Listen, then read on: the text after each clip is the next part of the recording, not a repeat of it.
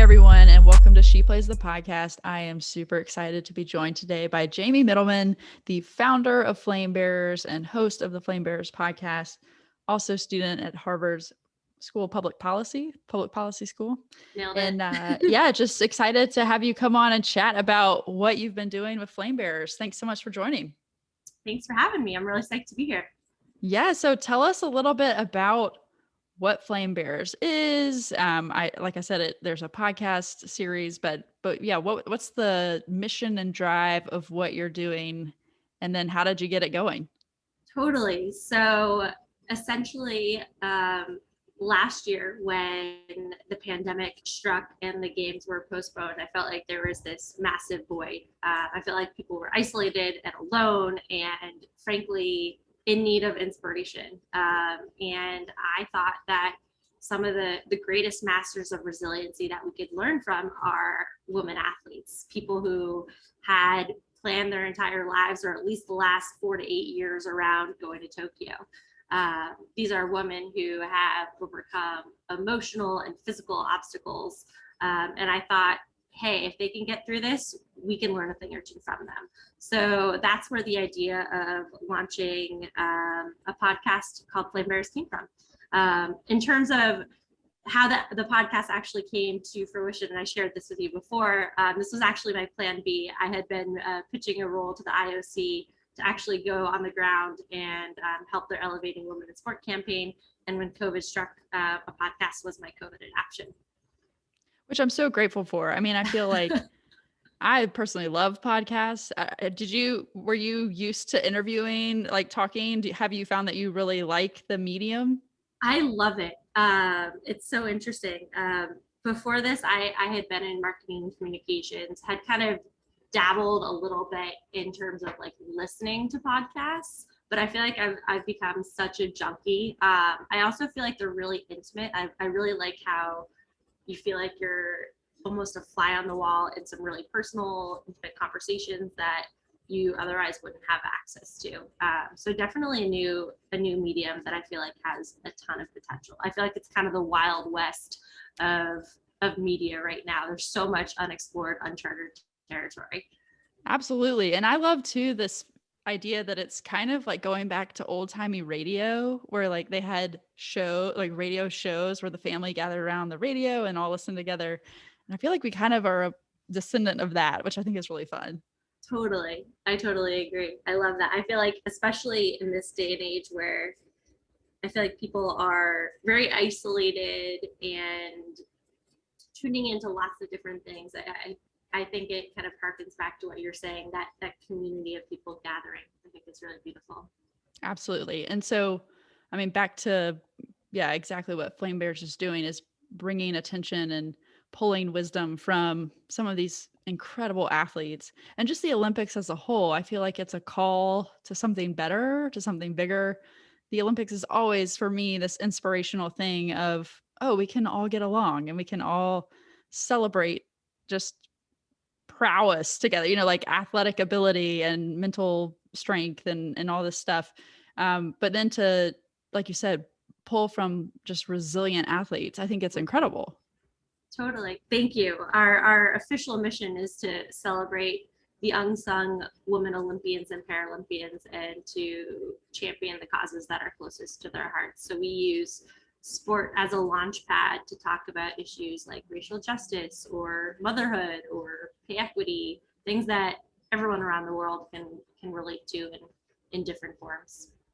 And absolutely, like taking that idea that, yeah, they're more than just athletes, because of course they are. They're people that have passions and things that are just so, so important to them in their communities, and just things that are passionate to them. I don't know. I love that. I love that. I love that. That's a part of what you're doing, is just giving a microphone to that. So I'm curious, thinking back to like when you were growing up, who were some athletes that you really learned from, or that you looked up to, that might have put this little seed in your heart of like, oh yeah, I like hearing those kind of stories? Oh gosh, so many of them. I was a soccer player. Well, I played soccer in college, but I played other sports. But I think the athletes that I looked up to the most were soccer players. So Randy Chastain, Mia Hamm, Christine Lilly. Those were my kind of my idols. And everything that they did for women's sports and women's soccer in terms of basically putting women's sports on the map for the US in particular, I think was really huge. So I still follow them kind of religiously. I feel like they were really the first trailblazers for women athletes in the US. Absolutely. And I think too, what a lot of them are involved in right now with Angel City and that whole new concept of an organization that has ownership of a team, but that's not fully what they are. I think they're still trailblazing, which is exciting. Completely agree. Yeah. And so what I love too about Flame Bearers is that it's not just American voices that you're talking to. So what is the process like of, okay, you've pitched this project, you've gotten funding for it. What was your first step after that? To be completely honest, it was definitely overwhelming. So there's so many voices out there that need to be elevated and need to be given a platform. My goal was to find a mix of athletes who people have never heard of, but also athletes who are household names like a Becky Sauerbrunn, the current captain of the U.S. women's soccer team, to elevate them all together. So I think my research process, and now this has become really a team effort, has been to find athletes from, number one, a variety of countries, a variety of sports, athletes who are really passionate about something. So not necessarily the ones who are the loudest, but people who are maybe behind the scenes doing a lot of legwork, putting in a ton of hours to really move certain social issues forward. So a lot of it is like sneaky stalking of them on social media, on websites, seeing what they've done. And then once we feel like we have someone, trying to find a way to get in touch with them. So that is a whole nother process, which is pretty time consuming, but we've had some good luck. Yeah, it's pretty amazing what a DM will do. If you just Totally. send it, right? If you just send it, you never know. Totally. That's amazing though. Totally. Have you seen in talking with people in different countries? I mean, it is all about this lead up to the Olympics, the biggest stage that they can play on. Have you been able to see different levels of investment that countries have made towards women, or is that at all come up in your conversations? It's definitely kind of come up tangentially. I've been at a number of different episodes where certain athletes or the governing bodies have made it clear that they don't want to talk about certain things, and I try to be respectful of that. Of course. Sure. Yeah. You have to. Sure. Okay. Yeah, but it's interesting for sure. And I think it's still something that, well, probably just countries in general struggle with, but especially women in different countries. So 100%. Yeah, I do feel like those stories always make their way to the forefront during the actual Olympics. So I think you're right. Maybe we can be tuning in for some of those. Yeah, so I'm curious, what have been some of the topics that you feel like, or the projects? I know you said racial justice, and I know especially with Becky touching on the equal pay movement. Mm-hmm. Do you feel like you've learned a lot? I mean, that's part of what I love about podcasting is I'm continually learning, and I love it. 100%. I feel like I've learned so much. I actually do something after every episode. It's like 3 to 5 takeaways that I've learned from that specific athlete. And I did a recap at the end of 2020 because I felt like I was walking away with this treasure chest of all these little nuggets that I learned specifically from all these athletes. And it's so cool. I think one of the unique things about Flame Bearers is we obviously spotlight the athletes, but then we bring on contributing experts who are academics or thought leaders to weigh in on specific subject matters. So it's been a huge educational process for me, just listening to these people who are at the forefront of each of their respective fields, which has been really, really cool. So to provide an example, our most recent episode was with Haiti Morsi. It just launched this past Wednesday. She's the reigning African pentathlete champion. So she's represents Egypt. She's going to be, hopefully, fingers crossed, the first Egyptian woman to qualify in 2 sports for the Olympics. So she's already in for pentathlon, and she's hoping to additionally get in fencing, which is one of the 5 sports in modern pentathlon. And in her episode, she talks all about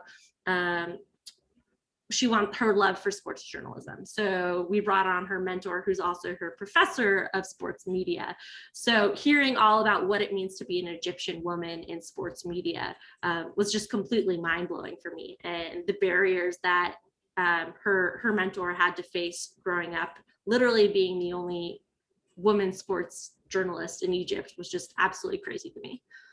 Oh, yeah. I mean, I can't even imagine because where we are in America, I mean, we still, I don't know if you feel this, but in the women's sports industry, there's still so much clawing we have to do to get the attention. But comparatively, we probably have it way easier than a lot of other people. So yeah, we will be putting the link in the show notes for you to go listen to these episodes, because they're amazing. The stories are just awesome. Yeah, I'm curious what you think, especially with your background in marketing. I do feel like there's just this resurgence of storytelling, and especially in the women's side of sports, but I think it's starting to ramp up in the men's too. I feel like we're seeing just overall, I don't know if people are wanting that more or not, but what do you feel like storytelling and sports bring together?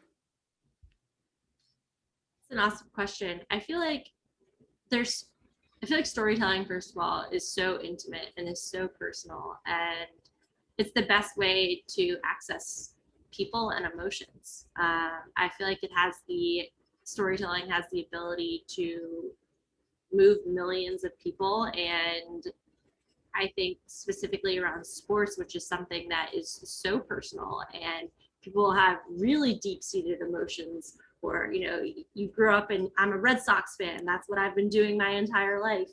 I feel like if you can access and tap into those emotions through story, that everyone can relate to that. Everyone has a connection to some sort of athlete or some sort of team. I also think that there's the ability to, how would I put this?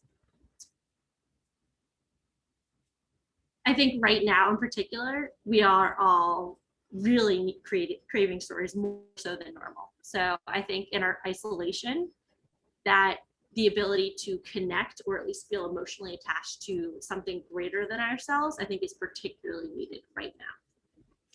I agree. I mean, I think that's where one of our podcasts came from, was we missed game day. And so let's just bring people on and have like a virtual game day and just chat about sports, what we love. Like you said, you're a Red Sox fan. Yes. Like that's a part of you. It's such a deep part of the Boston community.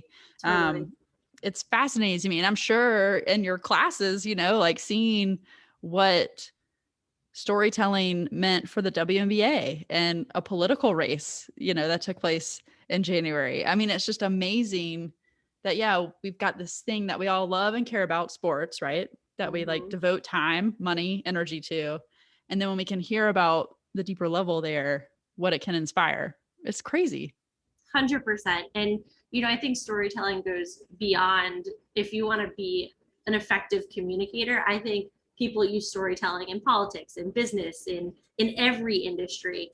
And I think what we hope to do in Flame Bearers is to capitalize it within the realm of sports. But I think, to your point, if you're trying to effectively communicate with something, storytelling, I think, in my opinion, is the best way to do it. I love it. I love it. So you said you do, the end of each episode, some takeaways, and I know you did at the end of 2020, but so maybe since 2020 to now, what do you feel like you've really learned or that you've loved in the past 3 months of getting to tell these stories? Oh gosh. One of my favorite episodes was with Zara Namati. She's the first Iranian gold medalist. She competed in both the Olympics and the Paralympics. First Iranian female gold medalist, excuse me. She's an archer. And what I particularly loved about working with Zara is we timed her episode around the 1-year anniversary of General Soleimani's death, because there was going to be what I assumed was going to happen is there was going to be increased tensions between U.S. and Iran. That ended up happening. So, woo, you're right. But what was interesting was I loved the fact that we were collaborating. Me, just some random chick from Boston, a Harvard student, and she responded to me. This is this super well-known, well-respected, probably the biggest female athlete in Iran right now. And it was a perfect collaboration of two individuals in completely different countries that were frankly on the verge of going to war together. And it was a perfect example of how sport has the ability to unify and create bonds across frankly completely different worlds and to bridge political divides. Absolutely. Oh my gosh. Yeah. And again, like that's the beauty, I think, in the Olympics. It's also seeing people compete at the highest stage. There's just something so inspiring about that. But the underlying, like, oh, we're all getting together and, this camaraderie that exists. So, oh, I love that. That's so Yeah, awesome. thank you. And another one that I absolutely loved it. I feel like I'm picking between my unborn children. Yeah. That, we just launched, I mentioned Heidi's episode, but she's the youngest athlete we featured today. So she's 22. And I think what's so cool about that is she feels like she's on the verge of so much more. So a lot of the athletes we featured, definitely a range of ages, but this is her second games, but she clearly is coming in with a different energy than some of the more mature athletes, which I thought was really refreshing. That is. And like you said, yeah, going from maybe someone who's on the verge of retiring versus someone younger, that would be a totally different conversation. You're right. Totally. And she's a university student too. So it's crazy to me to hear someone talking about like doing her homework and then, being like, oh, excuse me, I have to go to the world championship right now. You're like, okay, that's a big deal. Right. I mean, small little story, but I went to college in the fall after the London Olympics. And the soccer team had just won gold, and I went to Chapel Hill. And so Tobin Heath, Lindsay Tarpley, Heather O'Reilly, Kat Reddick, they all had, like, they were walking around with a gold medal. And I was like, that's so cool. What? Like, what did I do this summer? I did my summer reading. Great. Like you went and won a gold medal. Anywho. Yeah, that's awesome though. And what are you hoping? I mean, we're all hoping the Olympics go off. What are y'all's plans leading up to that? And then like during the Olympics, are you going to be able to do anything for that?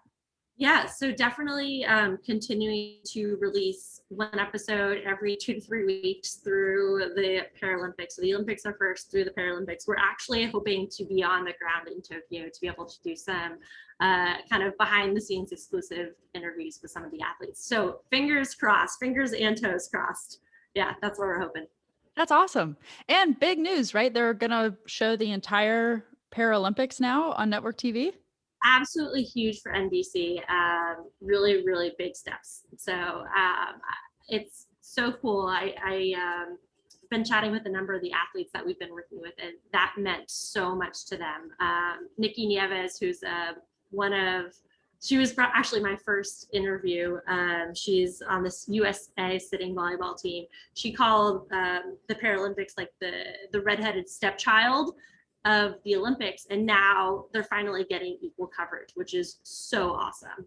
So I just know it means the world to these athletes. And frankly, I feel like if we're talking about resiliency, if we want to learn from people who've gone through a lot, look at the Paralympic athletes. They are absolutely unreal.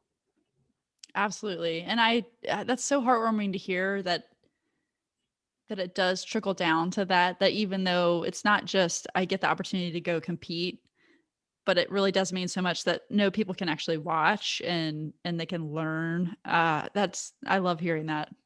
Yeah, it means a lot to the athletes themselves, because then they can have their friends tune in and actually watch them compete, as opposed to, having to log on at 4 a.m. and see the top sitting volleyball team in the world. That no one's going to do that at 4 a.m.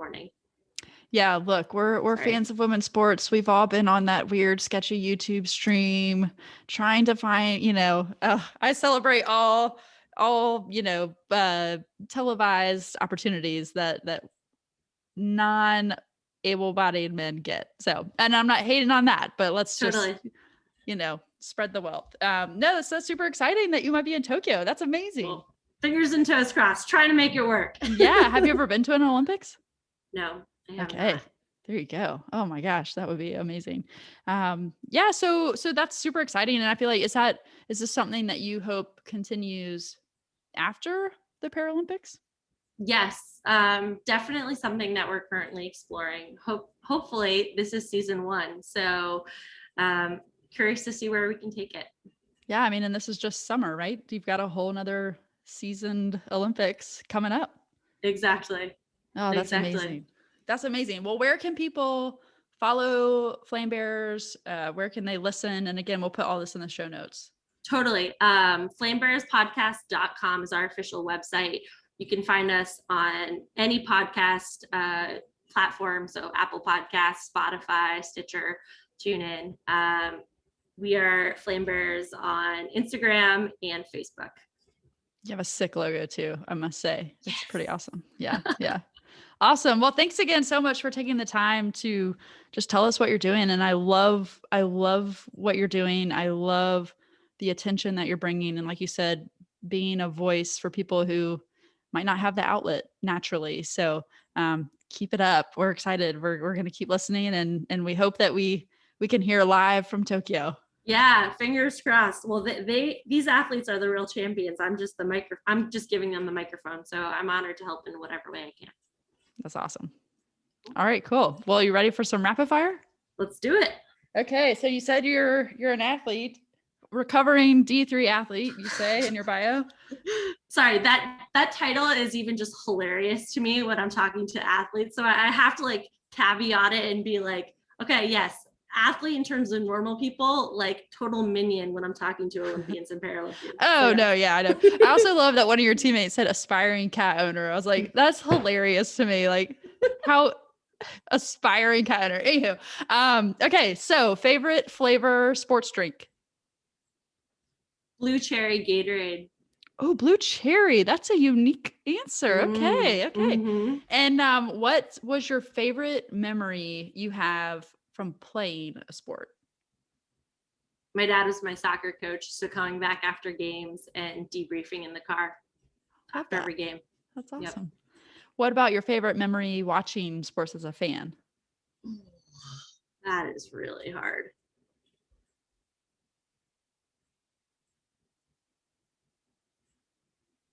Definitely one of the World Cups. Probably the moment Brandi Chastain ripped off her shirt after the penalty kicks. Epic, right? So unreal. I mean, Carly Lloyd from half or midfield is close. Also really, really good. But it wasn't like the victory cinching moment. So exactly. Yeah. Oh, love that. Okay. So Olympics, you're all up in that now. What's your favorite sport that you tune into for both summer and winter? I'm biased because of soccer. So I'd probably say personal preference is soccer. Winter, I love figure skating. I was also a ski racer, so I love watching like slalom and GS. Amazing.